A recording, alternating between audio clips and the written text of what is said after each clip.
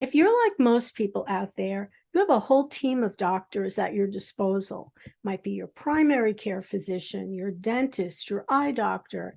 Maybe it's a cardiologist, a pulmonologist. Like most people, there's a lot of doctors that we see on a regular basis. But there's one other person that really needs to be considered a member of your healthcare team, and that's your pharmacist. And if you didn't realize that, well, today we're going to talk to a pharmacist and find out why a pharmacist needs to be part of your healthcare team. Stay tuned.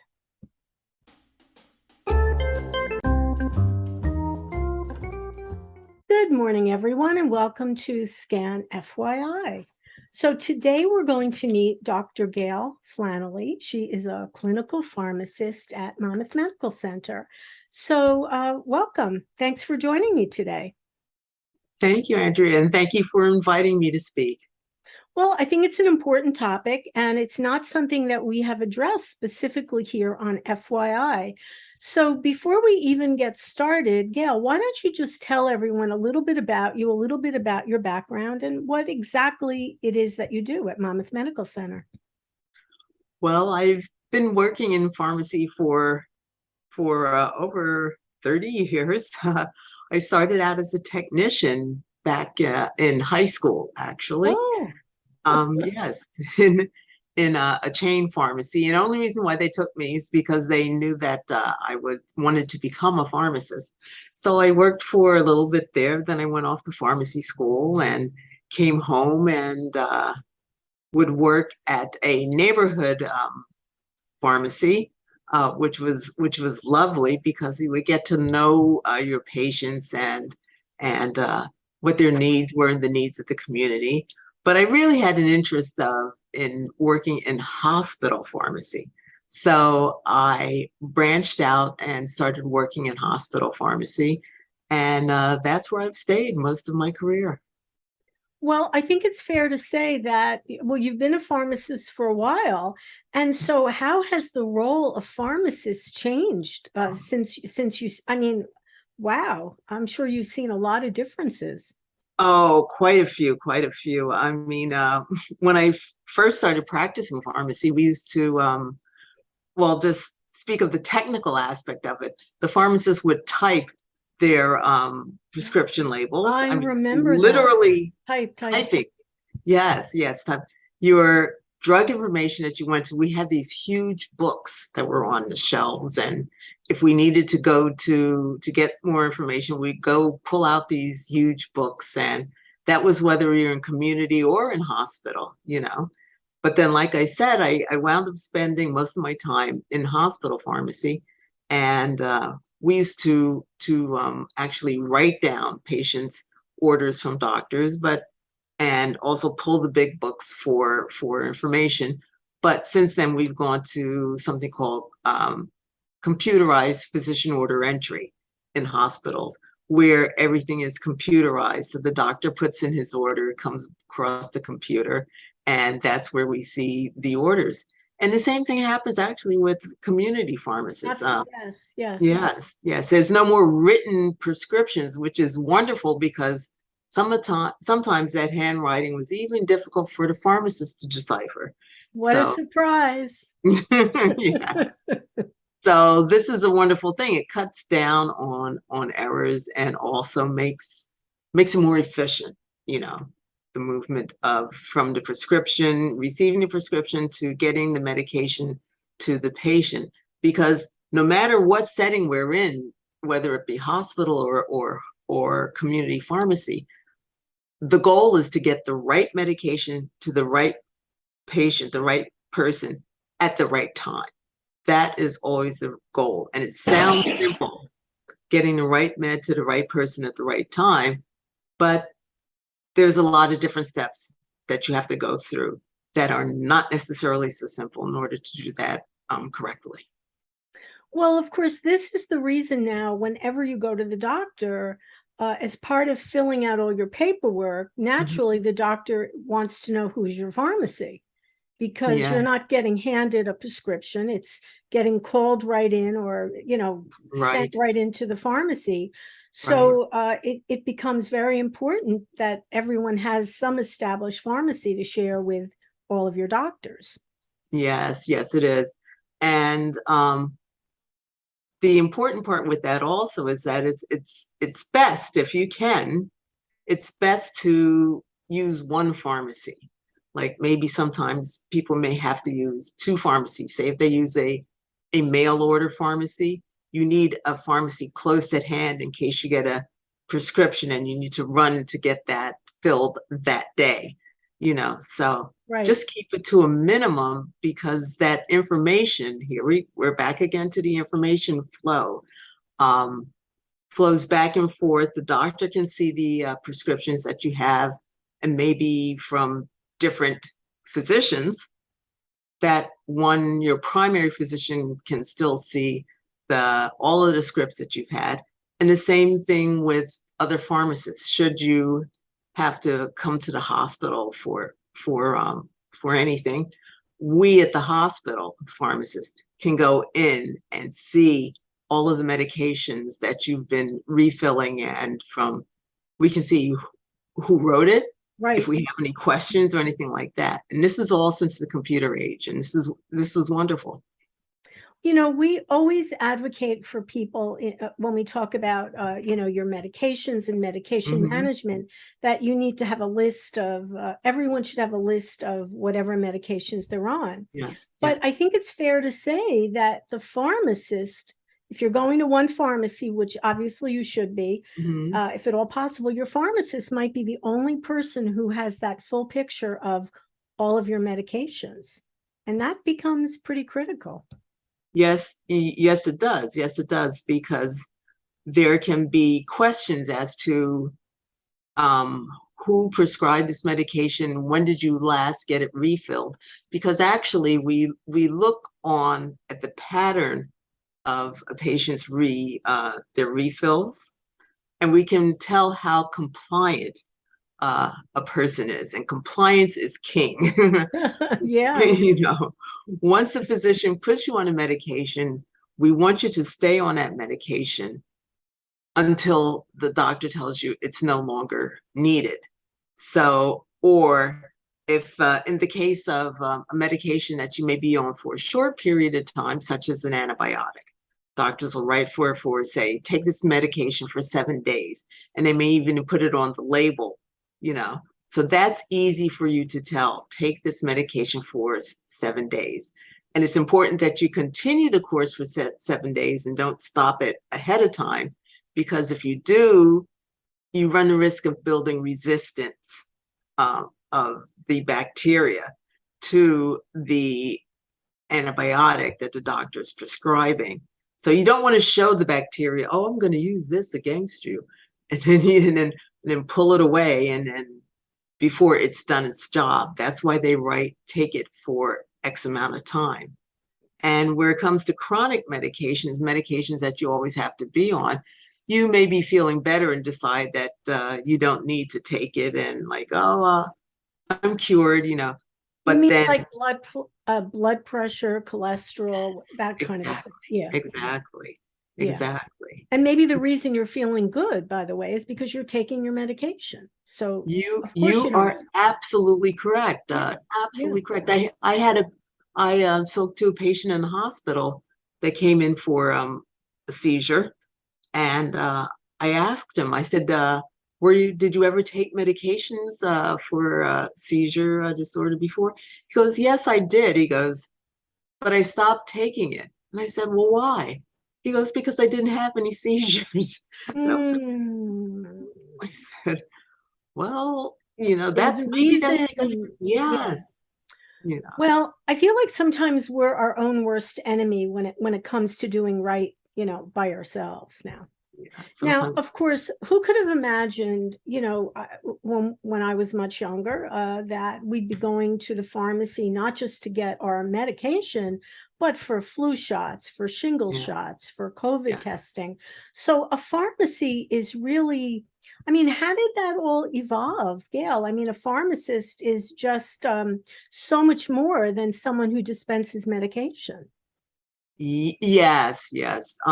Your pharmacist, as far as your medication is concerned, we pretty much hold the books as far as looking at your medication and judging, did you have the right, back again to the right medication for the right patient, the right person.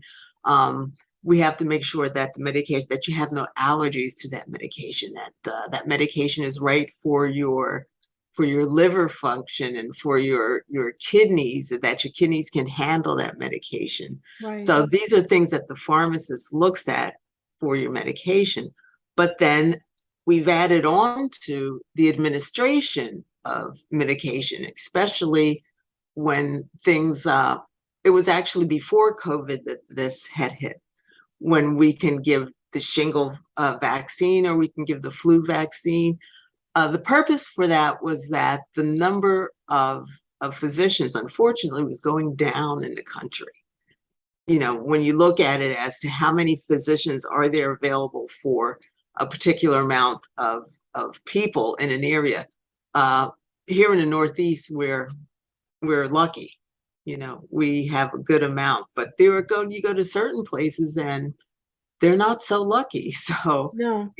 yeah, so they had to expand it to get care to everybody who needs it. So therefore, you had the administration of vaccines, and that really helped when the pandemic came about, and we had to have all these COVID shots in. So then the pharmacists really stepped up, and were administering vaccinations in the pharmacy. So that's where that came from. And and I think there's a tremendous convenience associated with that, because let's be serious, you can't always get to your doctor right away. Most certainly, Most likely you can get to some pharmacy near you. So I think that really was a great move that yes, the that is pharmacist quite, was called into action. Yeah. yes, that is quite true. Actually, a person is more likely to see their pharmacist 3 times more frequently than their physician I in could see that. a Yeah. period of time. You know, so they've actually looked at that, and that's So true. what other ways should we be taking advantage, really, in a good way, of our pharmacists? Because we're saying that you're a member of our healthcare team. So how should we be talking to you? What should we be telling you? Well, we need to know a good history, because we have the history of the medications that you've been taking, that you're filling and refilling. But there's greater information that we need, such as what allergies to medications you may have, or what over-the-counter medications do you take, because people do take over-the-counter medications Sure. that they're not prescribed by a Right. physician. Of course. So, but they can affect medications that are prescribed by physicians, such as if you're taking calcium supplements, and then your doctor prescribes Cipro or Levaquin. These are called quinolone antibiotics. They can interact with the antibiotic and decrease the level of the antibiotic. So we would like to know that information so that we could get in touch with the doctor and tell them, well, you know, Mrs. Smith has been taking calcium. Do you want me to tell her to stop it, or do you want to change the antibiotic, or so on and so forth, like that? So that's important. And it's also important to know your habits. Like, well, we would tell a person, if they were used to like drinking grapefruit juice, we would really ask them if they had a medication or an antibiotic not to do so during that time, because the grapefruit juice can affect the way that the body metabolizes the drug, and it would decrease the blood levels in the system, or could increase depending upon what the medication is that was prescribed. So there's different things that we need to know about a patient's history, so that we can have a better picture of what's going on. So would you recommend at some point that you should just go up to your pharmacist and say, I'd like to have a little consultation with you and maybe just share some of this information? Because they might not necessarily ask you, but be proactive and share that with the pharmacist? Well, certainly, if the pharmacist has time, the pharmacist is going to ask you, should ask you, what are your allergies at beginning. Once they should have that information on hand and on file, because that is needed before any prescription is filled for you. If you're taking a child, if a child is getting prescriptions, it's a good idea to have an idea as to the weight of that child, because then we can check to make sure that that medication is being dosed appropriately Oh, of as per course. that And that child's makes weight. sense. Yeah. Yes, Yeah. that would be good to know. But yes, it's good because all pharmacists have pharmacies basically in a community have a consultation area, so Yes, that they when you do. first, yes, when you first get a new medication, it is a really good idea to speak to the pharmacist, because they will give you a printout of possible allergies and adverse reactions to a medication. And I know I asked my husband this once. I said, when you hear on commercial that this medication has a possible side effect of yada yada yada, this, that, yeah, then they go through a whole list that takes up about 20 seconds, you know. And I said, well, how do you feel about that? I said, they have to tell you. He goes, I feel like I'm not going to take that medication. Right. You Yeah. know, I'm like, that wasn't the point for them. That was the legalese of it, that they have to tell you this. So it's important, once you get that, instead of going home, you do get that printed information, but to speak with the pharmacist at the time that you get that, if you have any concern, and they can tell you, because all of these adverse reactions possible, and that's the key point, possible adverse reactions will be listed, but the risk, the chance of having that adverse reactions can be minimal. And that's one thing that you would need to know. And you would only probably know unless you had a conversation with your pharmacist. Well, now that every prescription that we get filled has that sheet of paper with all of that info. And Right. of course, the thing is, if you don't read it, well, you're obviously you're going to miss out True, on, true. I mean, even like the thing about drinking grapefruit or things Mhm. like that. But yeah, when you see all the side effects, and I get that. They need to tell you what might happen. It Mhm. is a little scary thing to see all that or to hear all that on TV. Yes, I mean, they're not telling you it will happen. They're just listing out correct. what might happen, the legal stuff. So Mhm. that should not, if your doctor is prescribing something to you, then I like to think you should listen to your doctor. But Oh, if yes. you're not sure about something, I really believe you could have a reasonable conversation with your pharmacist. But Yes. I think a lot of people, they simply don't realize that you can do that. And there is that consultation room. Yeah. And Uh, maybe the pharmacist is busy right now, but the pharmacist might say, come back in an hour, or I'll mhm. call you. So don't be, this is why your pharmacist is part of your healthcare team, but Yes. you need Yes. you need to take advantage of it.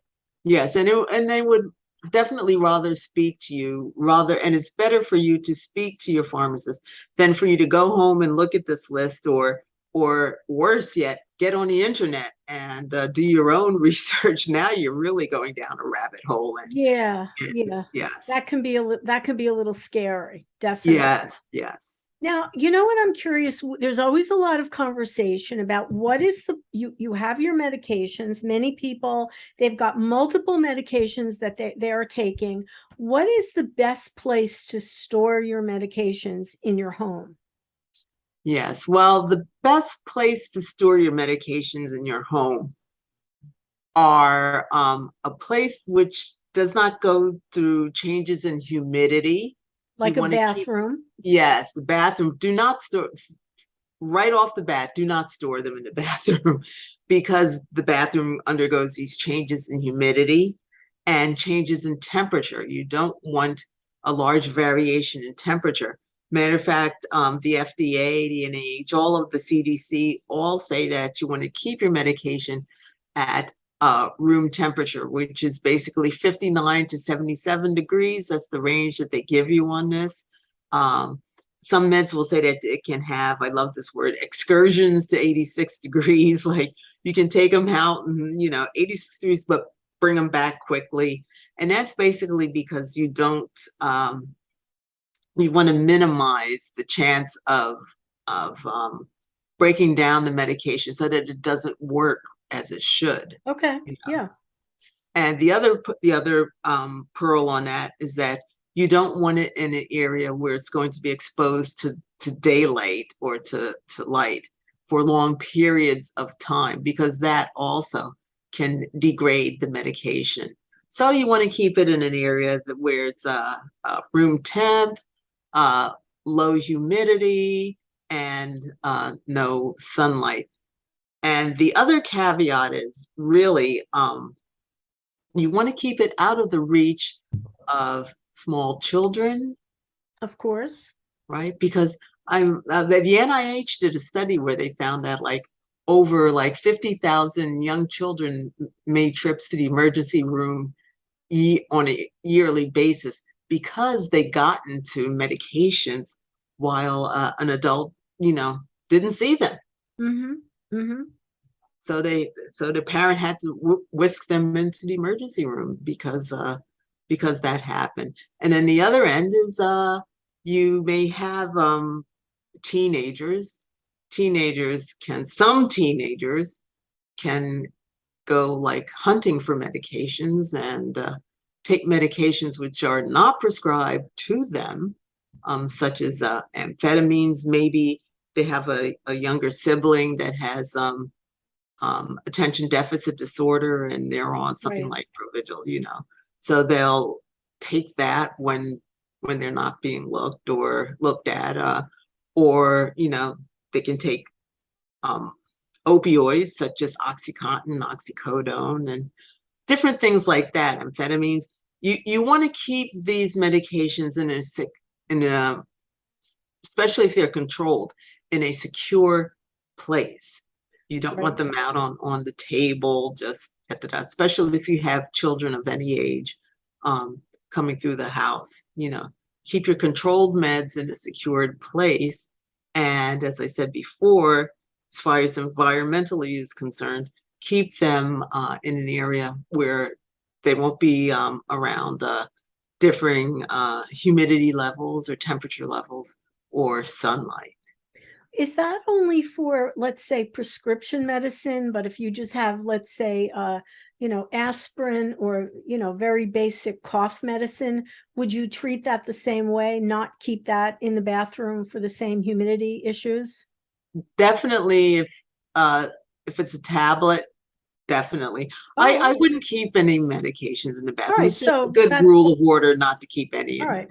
So we're hearing that directly from the pharmacist. Medications do not belong in the bathroom. No. Okay. Don't use the medicine cabinet.